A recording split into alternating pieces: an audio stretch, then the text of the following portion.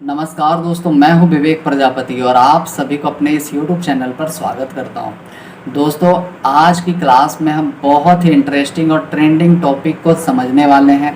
DeFi यानी कि decentralised finance. आपने शायद इसके बारे में सुना होगा, क्रिप्टो वर्ल्ड का फ्यूचर। लेकिन सवाल यह है कि आखिर ये होता क्या है और ये हमारे काम कैसे आता है। तो इस वीडियो में मैं आपको डीफाई एकदम आसान उदाहरण से समझाऊंगा ताकि एक बिगिनर्स को भी आराम से समझ में आए। तो मैं बता दूं कि क्लास नंबर हमारा 18 है और अब तक आपने हमारी पिछली क्लासेस को नहीं देखे हैं तो आप हमारे चैनल पर जाइए, जहां आपको क्रिप्टो मार्केट का प्लेलिस्ट बना हुआ मिलेगा। आप वहां से 1 क्लास से लेकर इस क्लास तक की वीडियो को बहुत ही आसान तरीके से देख सकते हैं, सीख सकते हैं। तो चलिए दोस्तों, फटाफट से क्लास को शुरू करते हैं और डीफाई को बिल्कुल आसान भाषा में समझते हैं। तो चलिए दोस्तों, क्लास को फटाफट शुरू करते हैं और आज का टॉपिक बहुत ही इम्पोर्टेंट होने वाला है। तो प्लीज़ सभी दोस्तों के साथ शेयर करें जो क्रिप्टो मार्केट को सीखना चाहते हैं। ठीक है, तो आज का टॉपिक है डीफाई यानी कि डिसेंट्रलाइज्ड फाइनेंस। अब ये क्या होता है?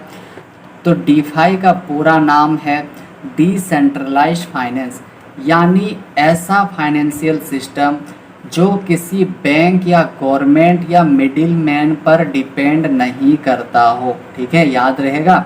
ये ब्लॉकचेन टेक्नोलॉजी पर काम करता है और स्मार्ट कॉन्ट्रैक्ट का इस्तेमाल करता है। ठीक है, तो समझ में आया कि डीफाई क्या है। अगला हम जानेंगे हाउ डीफाई वर्क्स। ठीक है, तो डीफाई पूरी तरह ब्लॉकचेन जैसे इथेरियम पर चलता है।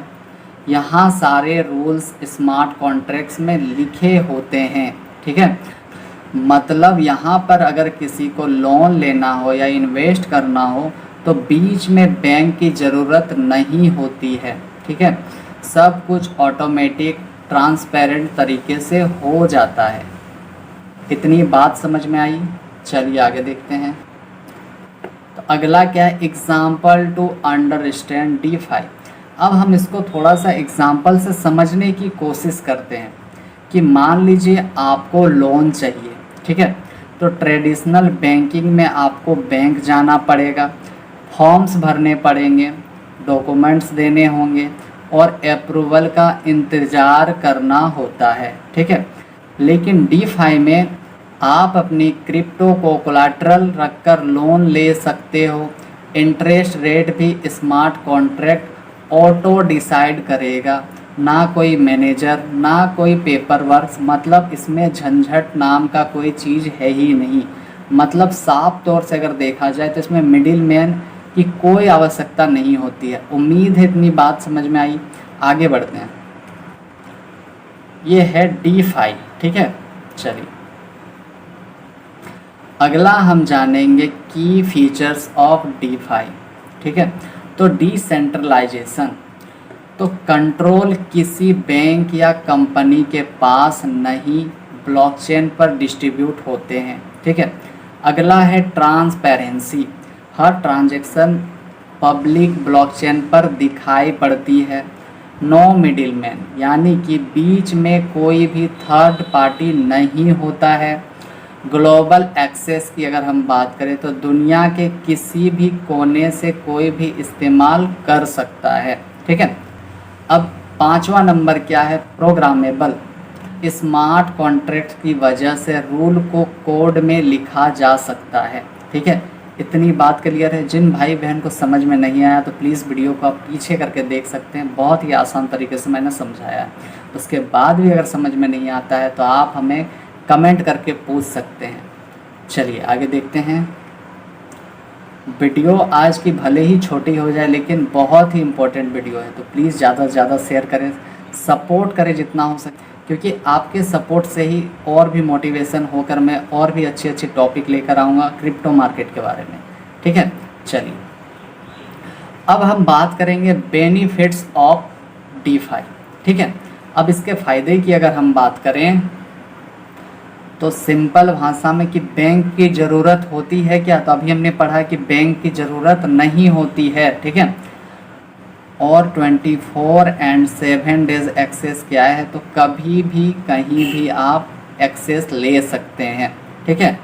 लोअर कॉस्ट क्यों है? क्योंकि बीच में मिडिल मैन नहीं होता है, कोई दलाल नहीं होता है, कोई थर्ड पर्सन नहीं होता है, ठीक है।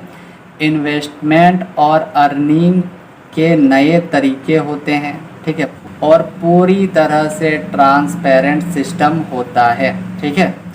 इतनी बात समझ में आई? चलिए देखते हैं आगे।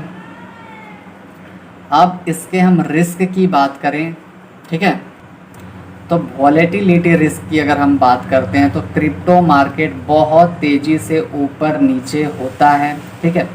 हैकिंग रिस्क क्या है? तो अगर स्मार्ट कॉन्ट्रैक्ट में बग हो तो पैसा चुराया जा सकता है, ठीक है। रेगुलेशन रिस्क क्या है? तो अभी कई देशों में डीफाई को लेकर साफ रूल्स नहीं है, ठीक है। और यूज़र मिस्टेक जो सबसे बड़ा स्कैम होता है कि अगर गलत एड्रेस डाल दिया तो पैसा आप खो सकते हैं, इसीलिए एक एक चीज़ ध्यान से करना चाहिए, ठीक है। चलिए आगे देखते हैं।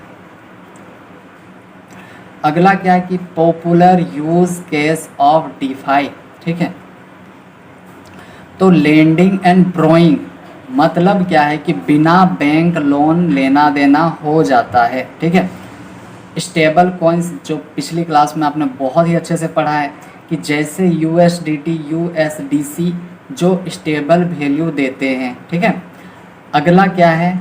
डिसेंट्रलाइज्ड एक्सचेंज यानी कि DEX जैसे यूनिस्वाप जहां पेयर टू पेयर ट्रेडिंग होती है ना।